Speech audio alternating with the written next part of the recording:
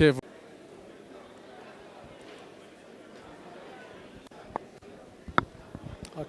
thank you, Dr. Kathia, for the framing presentation.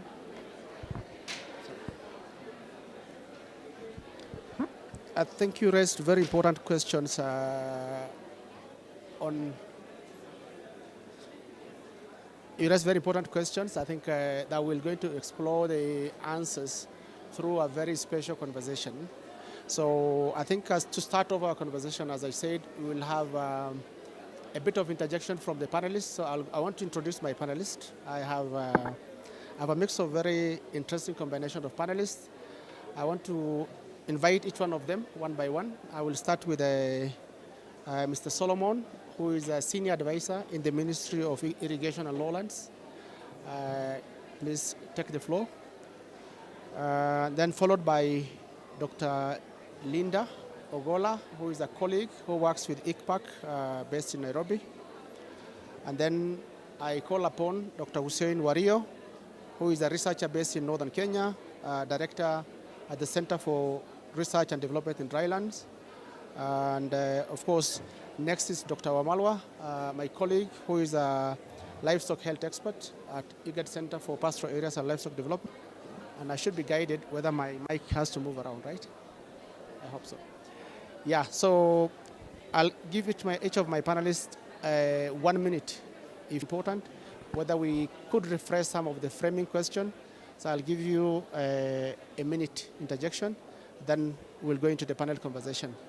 I want you to please join us and follow the conversation. You'll get an opportunity to ask the question at the end of this session. Thank you. Karibu, Mr. Solomon. Am I introducing myself?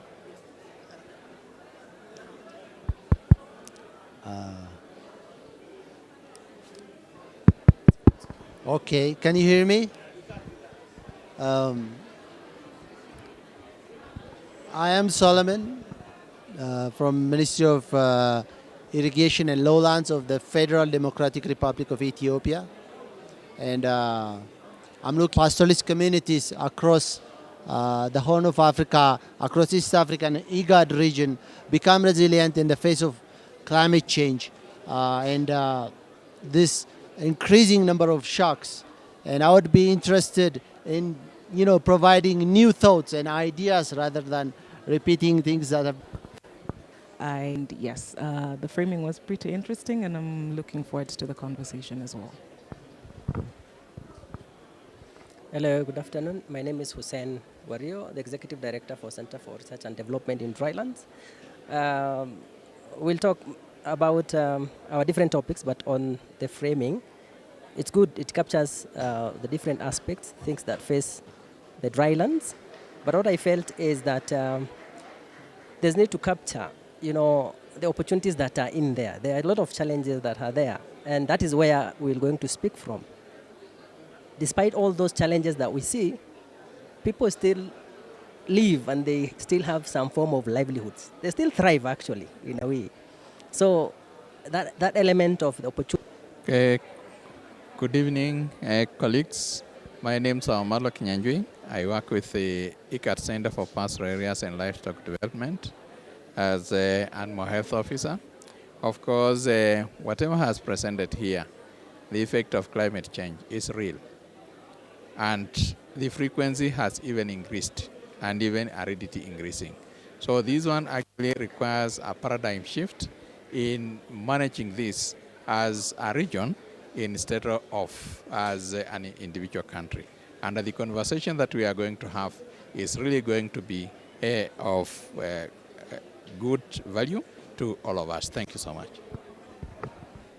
Good. Thank you. My name is Sintayo Alamayo. I work for CIAT. It's one of the CGR center. I'm a climate and adaptation scientist. I work around dryland and climate nexus. So pretty much when we say dryland, it's really looking around the livestock more in general, also livestock farming system.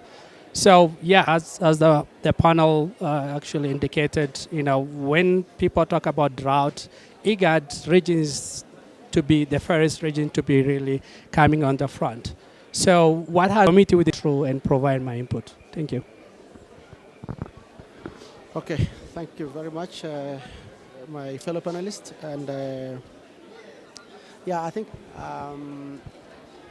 in the face of climate change, I happen to come from one of the pastoralist community. And in the face of climate change, we happen to see new diseases. We happen to see diseases that we have never seen before within the livestock keeping communities. Are you seeing these emerging diseases as linked to climate? And what aspect of it within our region in the borderland of IGAD? Thank you very much, Dr. Kuyo, for asking that very key question. Actually, climate change, climate variability has brought a lot of shift in the disease pattern in the region. Because looking around is that because of the increased frequency of drought, floods, as well as even heat waves, they have actually attributed to emergence of some of the diseases. Like, for example, look at a disease like Rift Valley fever. It used to occur in 30 years, but now it is almost yearly. Why? It was associated with heavy floods, but now even the epidemiology of the disease, heavy floods, but now even the epidemiology of the disease is happening. Without even much floods, you can still get it. Look at even other diseases like PPR, pestis hepatitis ruminants. And the spread has also really such that now they are going to move around looking for pasture as well as water. And as the animals move, they interface with wildlife, humans, as well as among themselves. And this one actually increases the spread of diseases. Look at even animal pests, like, for example, trypanosomiasis. It is even also encroaching into new climate change. So climate change is a real thing. The heat waves, animals, it reduces the productivity by about 10%. If an animal was giving, say, 10 liters of milk, it will give 9 liters or 8 liters. And this one is associated to that. Like the 2016-2017 drought, even some people are being displaced from their homes simply because of this severe. So as productivity reduces, it lowers also the immunity of animals, such that animals are very vulnerable. Look at the drought of 2020, 2022. So many animals died, and a number of diseases also emerged. Like now we are talking of monkeypox. Why? This is because of the association between humans and animals, and most of them are associated to mass movements that is brought about by effects of climate change. Thank you. Okay, thank you very much. I think I'll come back to you. You raised a very interesting issue in your response, but I'll come back to you. Now, I think I'll shift gears slowly towards, I think you can pass the mic to Dr. Linda. I think in the face of climate change, there are different systems created, different products created around early warning. But I think somehow we are unable to prepare ourselves better, we are unable to prepare communities better to face the shock. Just in a quick way, tell us, where are we missing? What are we missing between what you produce in ICPAC as a seasonal forecast and what people require on the ground to prepare themselves and to respond to shock? So I think the session that we had earlier was launching the regional framework for climate services, where we are defining how we produce climate services and how this then interchanges with the different sectors.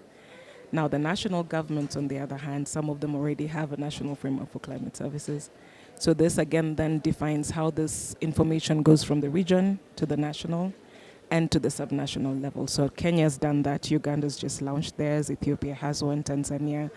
And so what to bring together communities, because we understand that for a lot of local communities don't have a lot of faith in the climate science and are still relying on indigenous knowledge.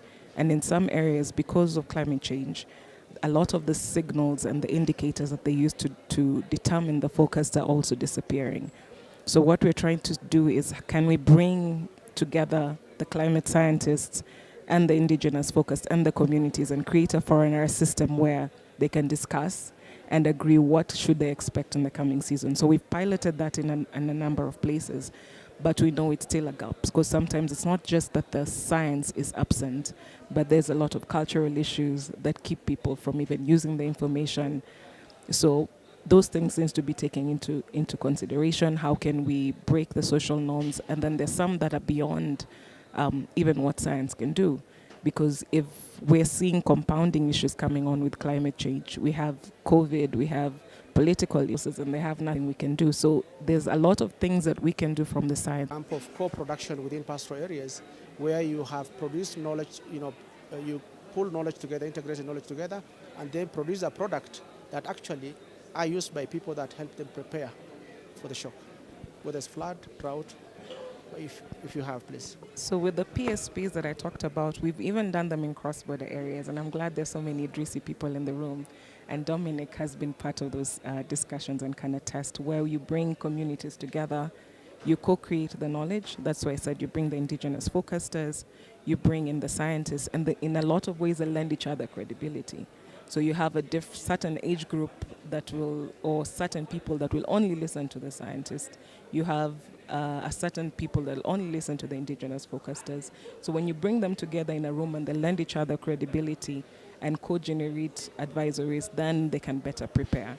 And part of it is what we're now moving from just giving people early warning to giving anticipatory action. And I'm glad George is in the room.